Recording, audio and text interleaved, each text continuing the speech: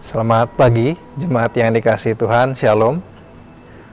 Ada satu kisah menarik tentang seorang pesulap yang ingin melakukan satu aksinya berjalan di seutas tali yang terikat di antara dua gedung. Ketika ingin melakukan aksinya yang pertama, si pesulap ini bertanya kepada para penonton, "Apakah kalian percaya saya bisa berjalan di seutas tali itu dengan selamat?" Para penonton pun menjawab percaya. Akhirnya dia pun melakukan aksi yang pertama dan dia pun berhasil. Lalu ketika hendak melakukan aksinya yang kedua, si pesulap ini kembali bertanya kepada para penonton, "Apakah kalian percaya saya bisa membawa sekarung terigu sambil berjalan di seutas tali itu dengan selamat?" Para penonton pun kembali menjawab percaya. Akhirnya dia pun melakukan aksi yang kedua sambil membawa karung dan dia pun berhasil.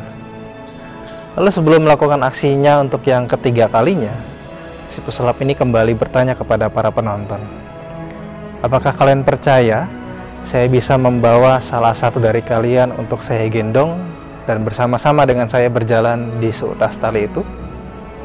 Para penonton pun tetap menjawab percaya. Lalu si pesulap itu pun berkata, "Baiklah, kalau begitu saya minta salah satu dari kalian untuk bersedia saya gendong dan berjalan bersama-sama dengan saya di seutas tali itu." Ketika mendengar hal itu, tidak ada penonton yang menjawab sama sekali. Semuanya hanya terdiam.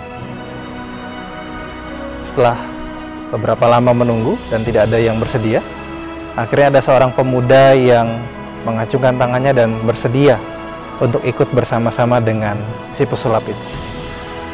Akhirnya singkat cerita mereka pun melakukan aksinya dan mereka pun berhasil sampai dengan selamat. Lalu ketika mereka turun ke bawah, beberapa penonton tadi menghampiri si pemuda itu dan berkata, "Hai anak muda, apa yang ada di pikiranmu sehingga kamu begitu bodoh mempertaruhkan semuanya kepadanya?"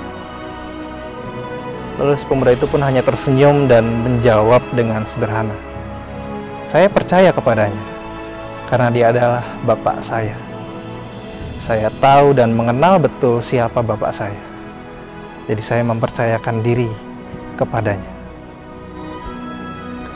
Bapak Ibu, jemaat sekalian yang dikasihi Tuhan, tanpa kita sadari, mungkin kita pernah ada di posisi para penonton tadi. Kita sering kali berkata kita percaya kepada Tuhan, tetapi mungkin kita tidak sungguh-sungguh percaya kepadanya. Berbeda dengan pemuda tadi, dia bukan hanya percaya, melainkan mempercayakan dirinya.